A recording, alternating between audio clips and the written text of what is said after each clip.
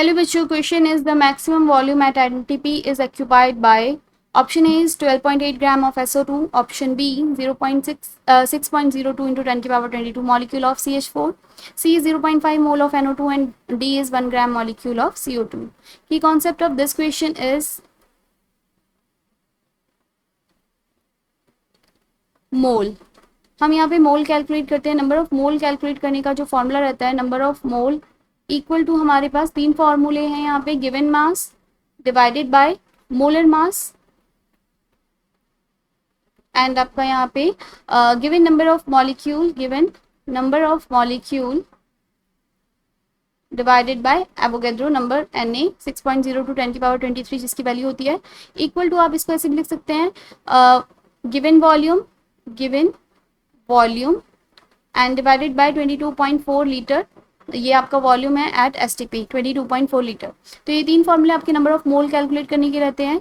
Option A में मुझे sulphur dioxide के लिए अगर नंबर ऑफ मोल कैलकुलेट करूँ SO2 के लिए, तो गिवन मास कितना है मेरा यहाँ पे 12.8 ग्राम और मोलर मास SO2 का रहता है 64 ग्राम.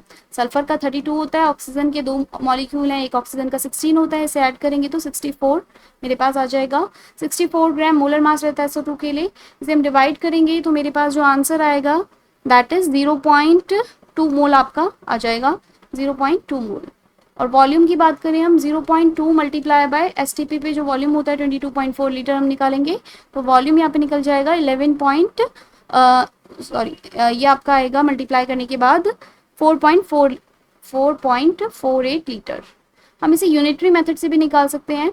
मेरे पास जैसे एक मोल जो रहता है, 1 मोल के लिए जो वॉल्यूम होता है वो होता है 22.4 लीटर और मुझे निकालना है 0.2 के लिए. तो 0.2 के लिए हम यहाँ से क्रॉस मल्टीप्लाई करके x की वैल्यू फाइंड आउट करेंगे. 22.4 मल्टीप्लाई बाय 0.2 आपका ये आ जाएगा 4.48 लीटर. तो यहाँ इस तरीके से हम SO2 के लिए क्या निकाल सकते हैं, वॉल्यूम निकाल सकते हैं.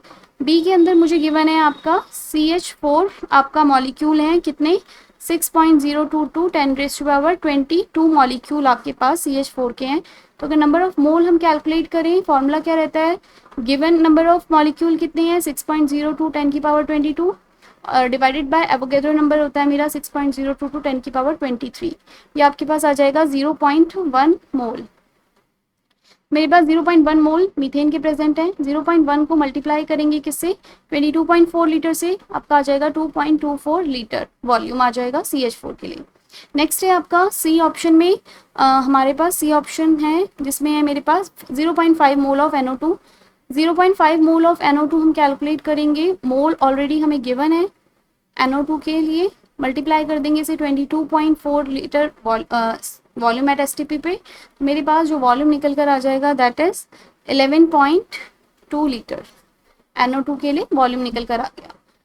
जो मेरे पास वॉल्यूम निकालने का फॉर्मूला एक तरीके से हम इसको बना सकते हैं, नंबर ऑफ मोल है multiply by volume at STP 22.4.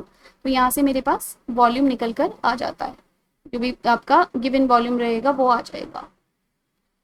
तो क्वेश्चन में नेक्स्ट है मेरे पास 1 ग्राम गिवन वॉल्यूम यहाँ पे निकलता है.